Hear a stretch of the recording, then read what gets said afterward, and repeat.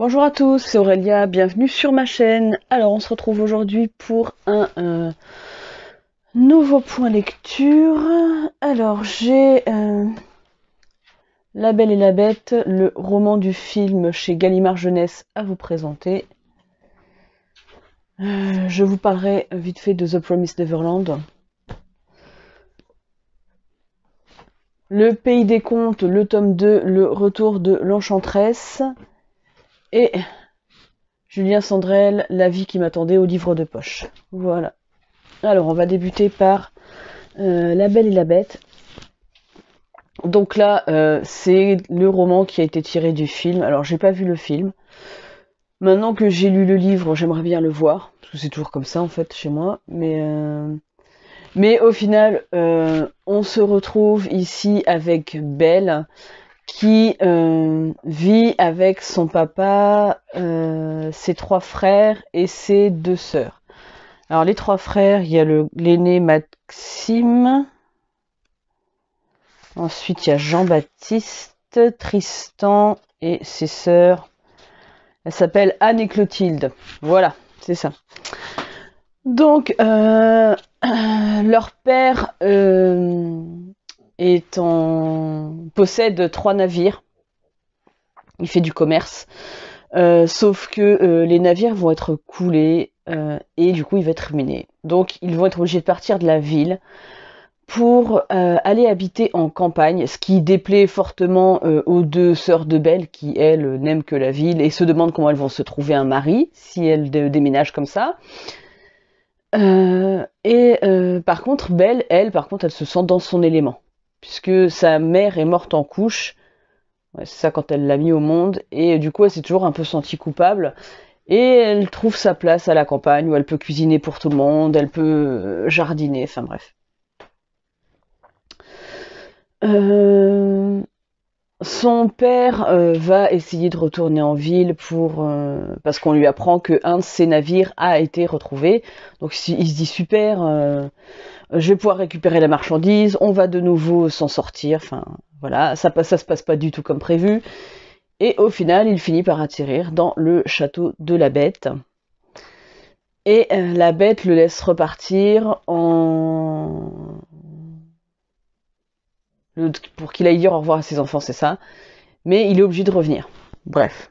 Donc vous connaissez l'histoire de la Belle et la Bête. Elle va se substituer à son père, puisqu'elle ne supporte pas que son père... Enfin, qu'on lui fasse du mal. Voilà. C'était sympa. Après, c'est très survolé. Mais c'est vraiment tiré d'un film. Donc, voilà, c'est une bonne petite histoire. Je sais que c'est écrit très gros pour lire à ma fille ou quand elle va commencer à lire vraiment toute seule. Je pense que ça pourra largement le faire parce qu'il y a 157 pages, c'est pas énorme. Voilà, c'était mignonné, c'est pas la lecture du siècle, c'est pas non plus la réécriture de La Belle et la Bête la plus aboutie que j'ai connue. Non, jusque-là, ça a été Rose éternelle de Ophélie Duchemin. Là, clairement, on était sur un level... voilà. Mais bon, c'était mignonné. Voilà. Ensuite, je vous parle vite fait de The Promised Neverland. Je vous fais très peu de... Je vous en dis très peu puisque c'est des suites... Enfin, c'est la suite de la série.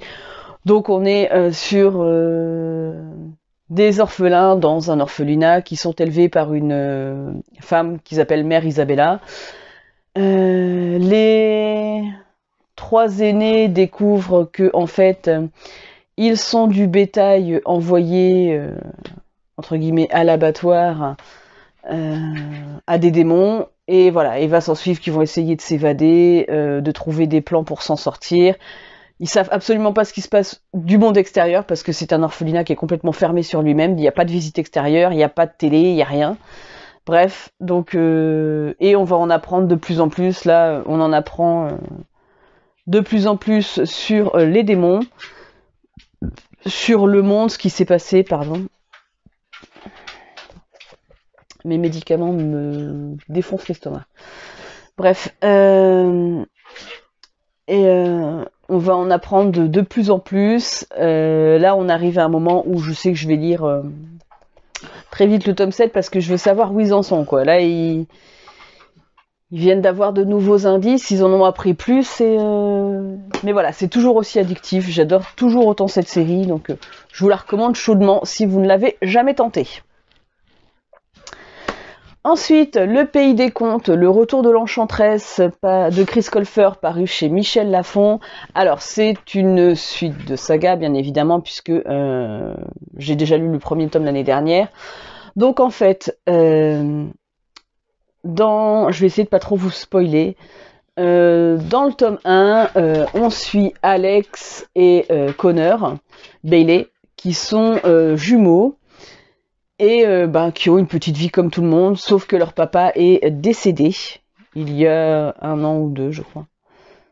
Et ils vivent avec leur maman qui est infirmière, qui travaille beaucoup, donc elle a très peu de temps finalement à leur consacrer. Ils sont au collège. Alex, c'est une élève brillante, Connor beaucoup moins. Il s'endort beaucoup en cours. Et un jour, ils vont recevoir la visite de leur grand-mère. Alors ça, c'est dans le premier, donc je crois que c'est comme ça que ça se passe. Et elle va leur laisser un livre, Le Pays des Contes. Et au final, va se passer une chose, c'est-à-dire que Alex va être projeté dans ce livre en le lisant. Voilà. Elle va en ressortir, et après ça, ils vont aller tous les deux dans le Pays des Contes. Ils vont découvrir certaines choses sur ce Pays des Contes, pourquoi ils y sont rattachés. Et voilà, bon bref, vous vous doutez bien qu'ils sont attachés à ce monde, donc dans le tome 2, ça ne fait pas exception à la règle. On les suit toujours, 1 an plus tard, ils n'ont plus de nouvelles de leur grand-mère depuis plus d'1 an. Ouais, c'est 1 an et demi plus tard.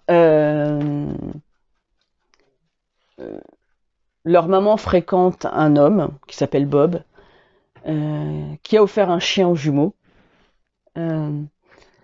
Et va s'avérer qu'un jour, la maman des jumeaux va être enlevée. Voilà. Et tout porte à croire que c'est quelqu'un du Pays des Contes qui a fait le coup. Donc voilà, donc je vous en dis pas trop. Dans le Pays des Contes, du coup, la seule chose que je peux vous dire, c'est que la Belle au bois dormant, qui ne dormait plus du coup, qui est réveillée, voit son royaume envahi de nouveau par des ronces, de la vigne, et plein d'événements étranges se produisent. Voilà, je peux pas vous en dire trop, c'est un 2e tome de saga. Si je vous raconte l'histoire, ça spoile tout.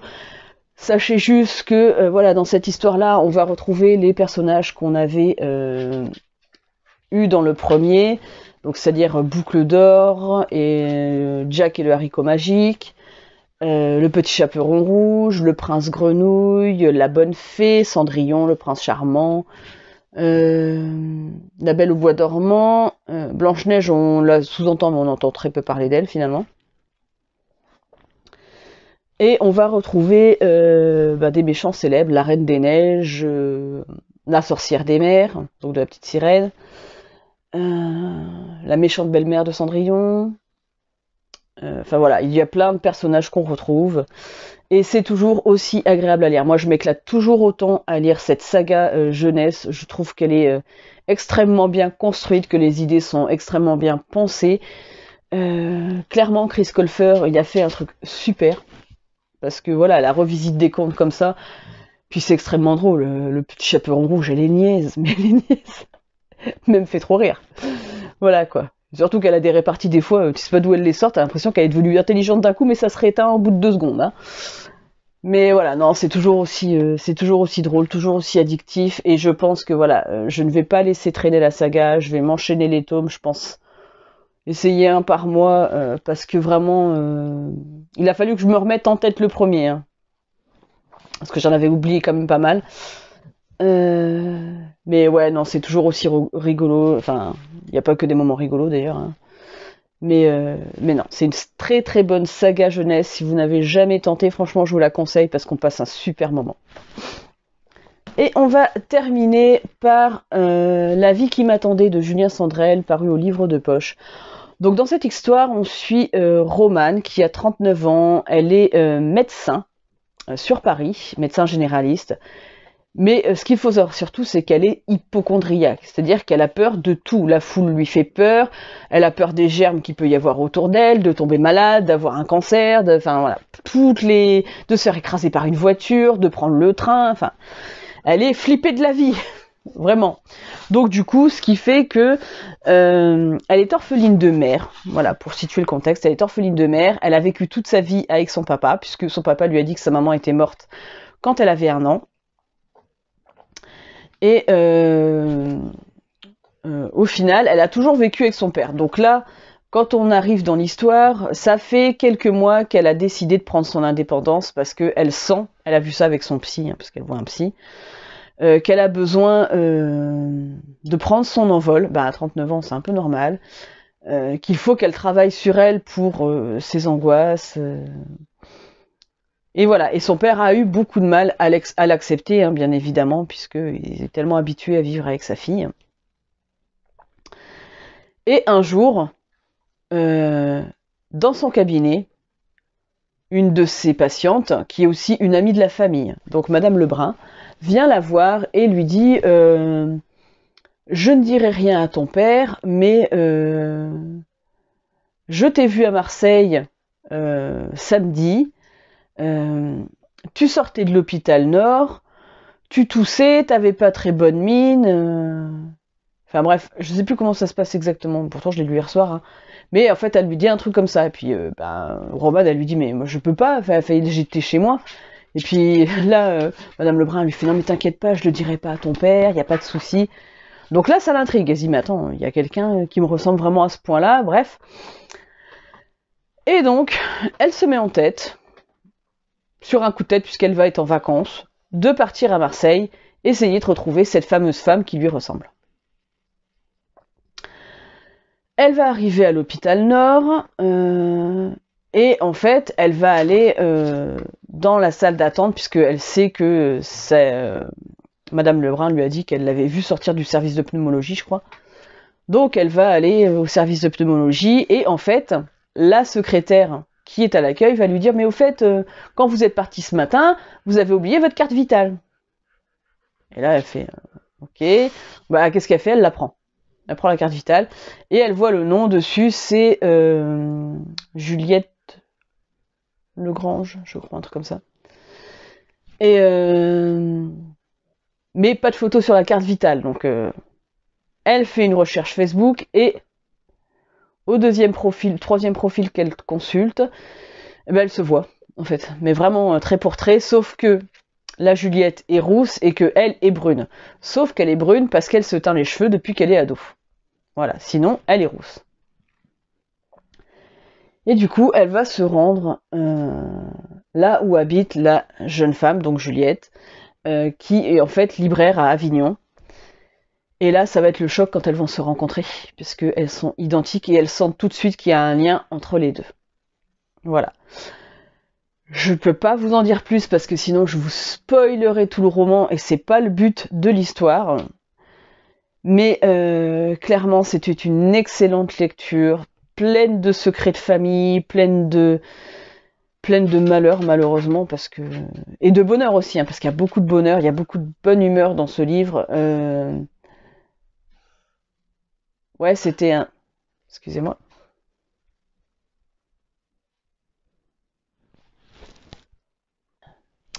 Excusez cette interruption. Voilà, j'ai éternué.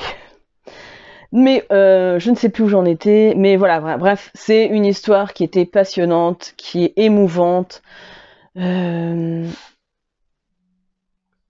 Ça se passe en très peu de temps. Ça doit se passer sur à peu près une semaine, hein, une semaine et demie, quelque chose comme ça. Mais c'est très intense. Il y a beaucoup de secrets qui vont être révélés. Tout est touchant dans ce roman. Et puis il y a de la bonne humeur, il y a plein de choses. C'est l'histoire d'une reconstruction, mais chacune des femmes va se reconstruire, en fait. Et si vous n'avez jamais lu Julien Sandrel, n'hésitez pas, La Chambre des Merveilles était formidable, et La Vie qui m'attendait l'est tout autant. Ça a été un coup de cœur, franchement. J'ai pleuré toutes les larmes de mon corps à la fin de ce livre. Mais vraiment. Hein, j'ai chialé pendant moins 10 minutes. Mais ça fait du bien, et c'était tellement beau. Voilà, je ne peux que vous le recommander. Sachant qu'il a sorti Les Étincelles, je pense que quand il sortira en poche, je sais même pas s'il n'est pas déjà sorti en poche, je me le prendrai, c'est sûr. Voilà, bah écoutez, j'espère que ce point lecture vous aura plu. Je vous fais de gros bisous à tous. N'hésitez pas à me laisser des commentaires, me dire si vous avez lu un de ces livres, ce que vous en avez pensé. Et puis bah moi je vous dis à la prochaine pour une prochaine vidéo. Bye!